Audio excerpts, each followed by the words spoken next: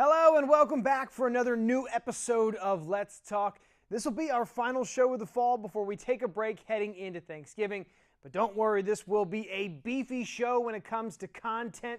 So thanks for tuning in. I'm your host, Chad Landers. Now we've got some great guests lined up for today, some great conversations. But before we get to that, here's what's on my mind.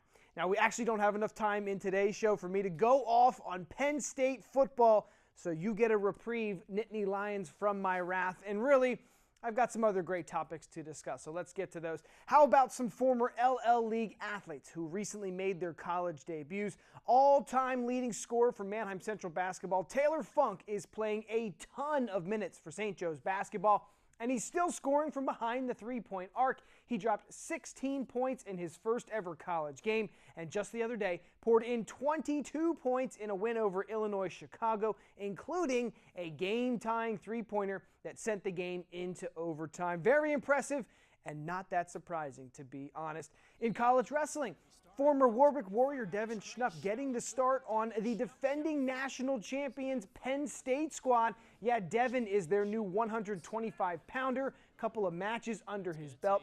Didn't come out on the winning side, but honestly, the little fella who wrestled at 106 and 113 in high school in the freaking Nittany Lion lineup at 125, you are a winner in my book, so way to go, Devin. Love it.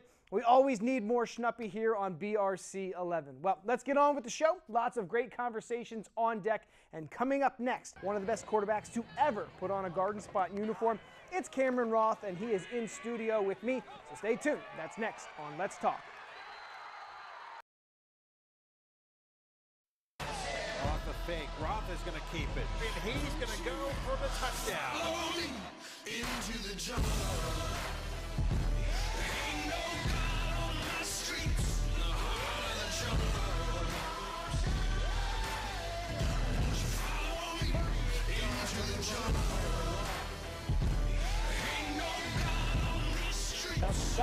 And there you have it, just some highlights from our next guest here on Let's Talk. It is Garden Spot senior quarterback Cameron Roth. Thank you so much for making a little bit of time to come on in here. Yeah, thanks for having me. Yeah, appreciate it. We are very excited to have you in studio.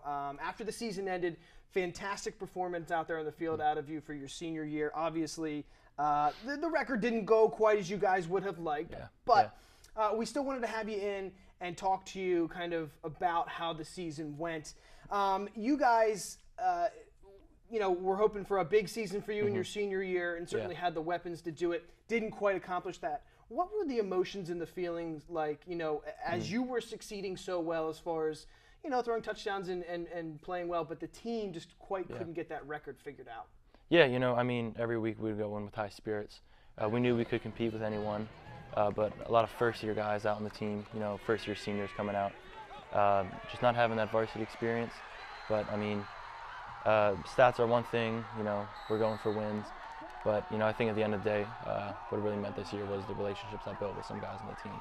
Well, yeah, and you've been there 3 years, so you've had time to kind of build that with everybody, depending on what their grade is. Obviously, we have to talk about the stats because they were just so freaking amazing this year. You threw for, almost 2,500 yards in one season and then ran for over 1,000, which puts you in pretty good company as a quarterback, had 35 total touchdowns. How were you able to kind of dominate the LL League, and how did that feel in your senior year? Yeah, like you said, 3 years of experience really helps. The game really slows down.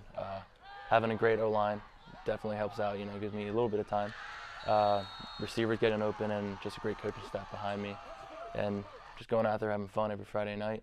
If you're not having fun, then I don't really know why you're playing then, so yeah. Well, yeah, obviously you guys tried to have as much fun as you could. What was it, second year for Coach Fulmer, right? Yeah. And he seems like a pretty fun guy to play for. How did he kind of keep your guys' spirits up, even though, unfortunately there was some losses piling up there? Yeah, just staying positive every week. Him always telling us that we can compete with anyone, and he fully believes that we can beat anyone. And we bought into that, but, things didn't go the way they went, but we just had to keep fighting. Yeah. So. Now, we did talk about your individual stats for the season, but we have to kind of talk about your career stats too. 3 years as a starting quarterback, You threw for over 5,000 yards. You rushed for over 2,000. And as you know, that puts you up there in pretty rarefied air. As far as we've been able to, and some of the other media people, only 2 other quarterbacks really in the LL have been able to do that. One of your former teammates, I guess, Mitch Martin, right? Yep. You were there for your freshman year, and then Lebanon's Mark Piles. Talk about how that makes you feel, how you were able to accomplish that, what that means to you. I mean, yeah, it's awesome, you know, being in a good company like that. I remember Mitch on the team when I was a freshman, how great of a quarterback he was. You know, good to be learning from a guy like him. And yeah, just coaches throughout my career that have gotten me to where I am. Guys like Shane Martin, who was a coach, Jim Contafio also helped me out as well. Oh, okay. So yeah, just those guys helping me out really helped. Do you feel like you learned a little bit from Mitch? Maybe either what he said to you or being able to watch him that has really paid off in these 3 years? I say being able to watch him a little bit, being able to make plays when play breaks down. Yeah. You know, I watched that a little bit and just being quick with the ball. You had to play for 2 coaches, right? If I'm not mistaken. How was the transition with that? Did that hurt a little bit in your progression? How do you feel like that kind of went? Didn't hurt too much because Fulmer's offense was very similar to what we ran my sophomore year. With Coach Z, right? Yeah, right. yeah, Coach Zambarini. But then my senior year, I felt I was really able to succeed because you know, second year with a second offense, so knew everything going into the year. Yeah, I know. That's going through all those different offenses. I'm sure you would have just loved to have probably one for all 3. And then, yeah. But still, we're able to put up some pretty good numbers there in that senior year. I guess my question is, were you always a quarterback growing up? What was the deal? I was not. You know, I grew up always playing running back and also defensive tackle. Defensive tackle? Yeah. Okay. Yeah, that's what I played growing up through midgets. And then they came up to me my 8th grade year and said, hey, we want to pull you up next year and try and make you a quarterback. And I was, oh, okay. Because I could always throw it pretty deep, but. Okay. So you're a quick learner then? I guess, yeah. So that 9th grade year was when you learned the ins and the outs of quarterback. Yeah. Mitch was there, and then the 3 years starting at sophomore, junior, and senior. Yeah. Wow. So obviously now we know why you were able to run. Did you, in your time as a quarterback, have a favorite receiver to throw to? Was there somebody that was just like really reliable? I would say 2 guys. Mac Folk, I thought obviously, that would be on there, yeah. and then one of my close friends, George Shearbridge, Okay. who's on the team this year. So. Who's faster? Oh, Mac. Mac, gosh, he was so fast, and he was so electric. Yep. Did you guys ever wind up racing in a race? Is he faster than you? He's faster than me. Okay. Mac is faster, yeah. You can't win them all, I No, guess, right? no. Does Garden Spot have a plan for quarterback after you? It will probably be, we had a freshman on this team this year, Jesse Martin. Right now, looking like he'll be the guy. So next it's year. the old you. Yeah. You know, you watched as a freshman, and then the 3. Okay. Yeah. Cool. They like to do that over there. Yeah. Long starters. Yeah. Do you have any plans for college? Or do you plan to keep going on, or are you done? I plan to play. The 2 schools I'm really looking at right Coming down to Susquehanna at the border. Yeah, I'm pushing. It's a cool. Yeah, I really like that. When you look back at your career with Garden Spot, so the 3 years, what's one thing you'll remember, or maybe something that you'll cherish as a Garden Spot Spartan? Say the relationship. Really close. I think that's what football is. You know, it's like life. You can prepare as much as you want, but you know, you're not always gonna get what you want. So I think having those relationships really help keep my spirits high. So just grateful for the guys that I was able to build those relationships with. And really enjoyed your time as a Spartan? Yeah, yeah, I did. It was all you could make it? Yeah. Good, good. Well, again, I really appreciate you coming in. That's all the tough questions I have for you. I'd love to have more, but just really wanted to focus on what a fantastic season it was for you as far as, you know, just your abilities and then also your career. So congratulations to you, and we certainly wish you the best of luck here as you make that choice for college. Yeah, thank you. Yeah, good luck with that. We do have to take another break here. We'll step aside, but when we come back, more football conversation here on Let's Talk, so don't go anywhere. We'll be right back.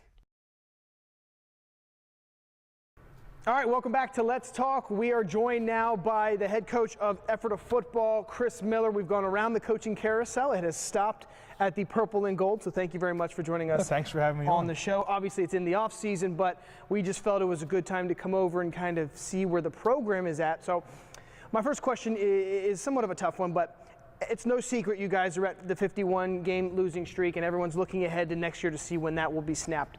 My question to you is, what do you say to the kids after the season ends? They know that exists. They know it's going to be hanging over their heads. What was the message to them after the season was over? I'll be meeting with the team this week, and we'll kind of talk about last year a little bit, and then start focusing on next year. And our big thing is, we can't look ahead and figure out who we playing, what's the schedule look like. We got to take care of business from now until August. There's so many games that are won in the fall based on the work you put in the offseason. So our number one focus, is get our numbers up in the weight room, improve the competitiveness and improve the effort and the attitude that we have in the weight room, so we can kind of carry that over to next season when we get there.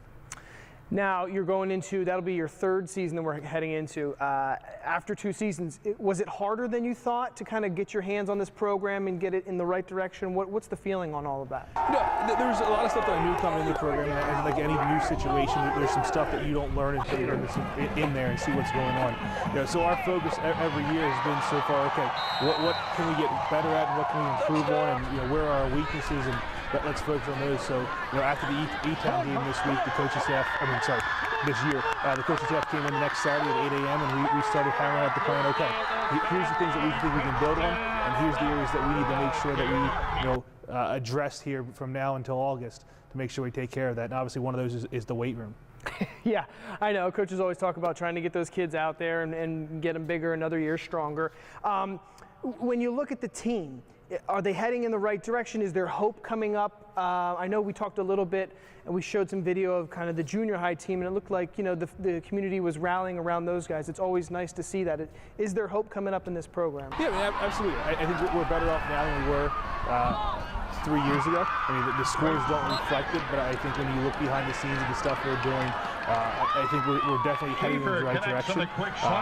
The midget program has done a great job of building numbers. I think 3 or 4 years ago there were 73 kids in the midget program, and this past year we just finished up with 160. So the numbers are coming up from the midget program, and then obviously our junior high program had a phenomenal job. I think they have 23 freshmen that hopefully will come up to high school level next year and competing for spots. So it's coming. The numbers are coming, and kids that are experienced playing football, which will certainly help what we are able to do on Friday nights. Yeah, and hopefully the wins are coming as well. We will talk about that next year, but we are hoping for some good news in that department. As far as this year, talk about the kids and how they were able to kind of handle that adversity of knowing there's a losing streak, fighting to try and snap it but couldn't quite do it. And it feels like, did they keep a positive attitude during it? Yeah, obviously this year we had some ups and downs.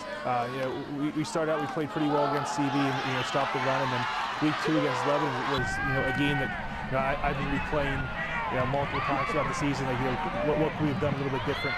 And then throughout the rest of the season, we played some good football at times, and our biggest thing is we didn't play consistently. We would play a quarter, we would play a series, we would play, I think it was 7-0 against Cedar Crest at one point, and they finished third in the section. So there was times when we played good football. We just got to get that consistency to where it needs to be. The kids had a good attitude, and obviously there were some struggles throughout when the results were what they were, and there was stuff that we had to battle through, and we talk about the life lessons that you can learn from being part of football, and looking big picture for the kids that are obviously graduating, and for the underclassmen, okay, here's where we're at right now, and let's close the gap even more to get us to a situation where we're pretty competitive next year. Are you happy with the decision that you guys are headed down to Section 3? Do you feel like that gives you guys more of a chance on some equal footing with some other teams? What's the feeling from your staff about that move? It doesn't matter where we're from. And obviously playing Section 3 is going to give us a different set of teams and some different circumstances. But at the end of the day, if we don't take care of our business and do what we have to do from now until August, it doesn't matter if we're in Section 1, 2, or 3. We have to focus on taking care of our business and doing things the right way and building as a team. So when we come out, week 1, that we're ready to go, and then see what Section 3 happens after that. Okay, well, we are obviously wishing you the best of luck with all of that. I think everybody's really kind of excited for this move down to Section 3, maybe some more even footing with the teams that'll be there, but we'll have to wait and see. We've got a whole off season, and you've got a lot of stuff that you have to do to kind of get everybody ready, but we are excited. That will wrap it up, though, for the interview. So, again, thank you so much. Just a couple of minutes. Wanted to get the state of the program here and effort up. We're going to step aside here on Let's Talk. When we come back, we're going to go inside, and we're going to talk to one of the athletic directors from around the LL League. It's going to be a good good one. Stay with us. We'll be right back. We are back here on Let's Talk, and we are switching gears a little bit, going off the playing surfaces, and we're heading into the war room of an athletic director, which for a lot of us, we really don't know what they do for our local high school. So we are going to find out here. Ryan Landis of Warwick High School is joining us. Thank you very much for coming in here. It's been something that I've really wanted to kind of figure out and see what exactly you do, how difficult your job can be at times, and kind of explain to everybody what you do and why it's important. So we'll start with letting everybody know kind of how long you've been doing this job here at Warwick. It hasn't been terribly long, if I remember. So December will start my 5th year in this role as the athletic director. What made you want to get into that, and what made you think that this was something that maybe I could handle? It wasn't something I really was necessarily looking to do. I was teaching elementary school for 14 years, and the position opened mid-year, and having been a graduate here, I thought it would be interesting to at least throw my name in that, not knowing really what the job entailed, and I'm still not sure I fully know what this job entails because it's so different every day. Right, and that is kind of what we say to people about our job. We really enjoy that because we get to cover different things every day. It keeps us on our toes. Obviously, you are kept on your toes for several different reasons. What is it, though, about the job that really kind of makes you happy, really fulfills you, and keeps you going here these 5 years strong? There's a lot of pieces to this. There's the administrative side, there's the budget, the schedules, the interviews. There's a lot of those pieces to it. The part that I enjoy the most is actually going to the sporting events. Some people, I think, mistakenly think that's all the athletic directors do is go to sporting events, where that's probably one of the smallest portions of our job. Percentage-wise, what do you think? I make it a big percentage of mine. I put a lot on my secretary to do a lot of the paperwork and a lot of the different things, because it allows me to go out and be seen and support the kids, but which happens to be my favorite part of the job. So I make it a point to get out of the office. I'm not a big fan of sitting in an office, which is ironic that you have me here and not on a field right now. Sorry about that. Well, right. It is like approaching winter and 40-degree temperatures. If it was 70, we'd be outside right now. But a lot of people, again, assume that pretty much all you do is, schedule the teams and you're out at the games, which, again, you're very busy with. You can be very busy. Sure. I've seen the different athletic directors. They're always at games, and, and I know you like to get around and tweet out and all that stuff, which is great. What is the time commitment, because everybody talks about having a 9-to-5 job. You don't have a 9-to-5 job. No. Explain to people, what time do you think you get in? What time do you typically get done? It's been an adjustment for me. I'm very fortunate. My administration that I work under are fantastic, and they've actually pushed me to find some time for myself. And I've had to learn, having been an elementary teacher and working certain hours, that I got to work the job, not set hours. So I'm still trying to get better at that, but understanding the other week, I think I had 3 straight nights that I was out till 11 o'clock at night. And on 2 of those, I had meetings at 7 o'clock in the morning. And so if you're not careful, you can put in 7 to 11 days, and it's a lot. Yeah. But there's flexibility within that. So the short answer is there is no set hours. Right. I just kind of have to make it work. There's a lot more during the school day for an athletic director than people realize. Okay. Meetings fill up the day pretty well. Just trying to stay on top of all the emails that come in. I have a piece of anything involved with facility rentals, so they all come to me as well to look at. So there's a lot of pieces to it. Yeah, no, we realize that as we see you everywhere and we kind of talk with the different athletic directors. But again, this is for people that don't really understand just what goes into the job. People think of it as a glorified, basically, you just attend sporting events. Right. And again, that can be stressful on families too. If you have younger kids and a wife, and you're out till 10 o'clock at night every night, you don't get to see your family as much. So we were just enjoying the fall season. Mm-hmm.